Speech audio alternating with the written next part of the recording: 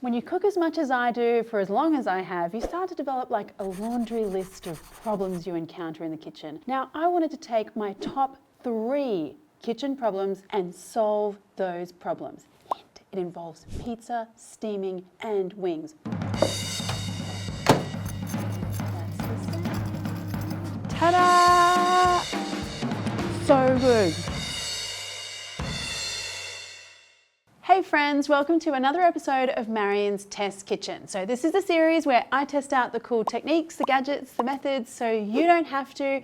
All right, number 1, how do you make like that epic crust pizza, you know, the nice puff and the charry top? Number 2, I actually have cracked the perfect air fryer style wings. There are so many recipes out there, but this is the one that actually works, and it's the simplest. Number 3, how do you achieve pro level, like Chinese restaurant level, steamed fish and Chinese broccoli in one tray? Now, I've partnered with Panasonic for this episode, and I'm gonna be using their really cool combination steam microwave. I have been loving this thing since I've been testing it out. It steams, grills, oven bakes, and of course does some microwaving, which actually we're going to use in a very unconventional way in this video. The problem I think with making pizza at home is that you don't often get that like really amazing like puffy crust with the charred top, you know, that comes straight out of a wood-fired oven at the restaurant. I have actually figured out this really cool hack. I'm going to use both microwave and steaming techniques to make the most amazing pizza. But first of all, let's do the dough, because I have like a really great recipe for dough that I've been testing out for years. Here we go. 00 flour, that's your pizza flour, half pizza flour, half plain flour. That's going to give you the perfect texture. Add in your yeast and some salt and water. Now, unlike a lot of pizza dough recipes, this one starts out really wet. Don't worry, we're going to add in a little bit more flour later on and do some shaping a bit later. Now the dough needs time to rest, so just pop a tea towel over it and about an hour to 90 minutes or until it's doubled in size. In the meantime, you can make your pizza sauce. Start off with some canned tomatoes, add in a crushed garlic clove, and I like things spicy, so I'm gonna do a chili here, add in a basil stem, yes, the whole stem, because it kind of infuses the sauce.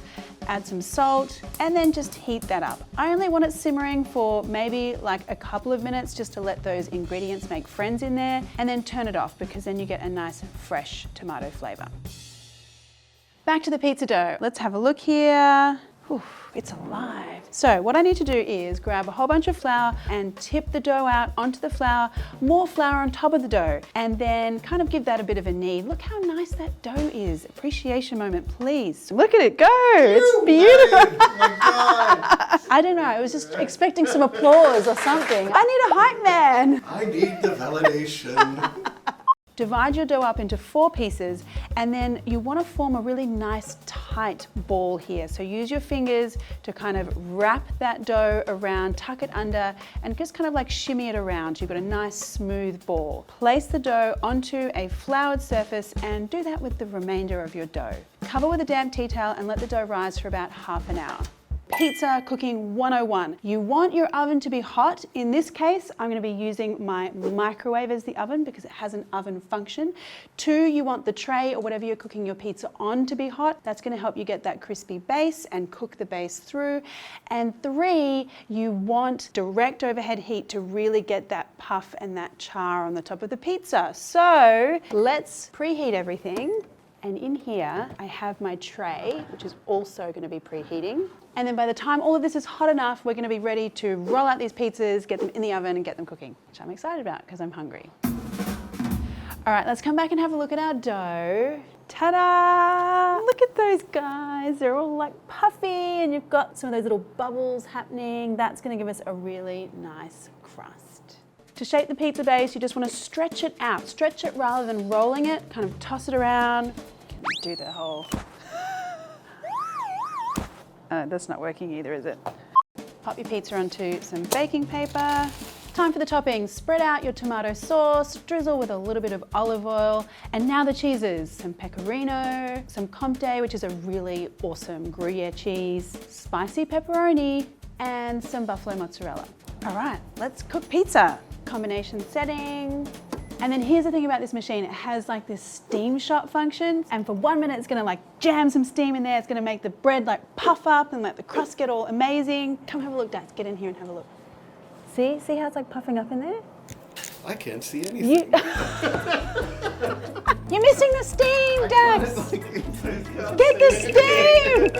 Can someone get the other side of this, please? We're really getting the steam. Pizza hide and seek. Where did Dax go? There he is. Stop playing with the kids.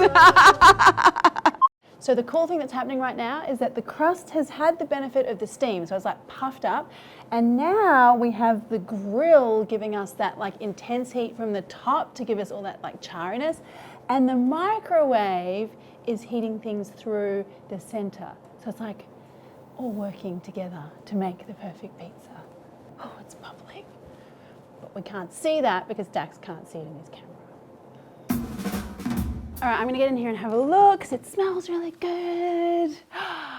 I mean, come on, look at that. Came out of a microwave, it's amazing. But not only that, like that was literally like 10 minutes in there, that's 10 minutes. All right, final little bits and pieces. I'm just gonna do a little bit of fresh mozzarella on top, some chili, and some basil.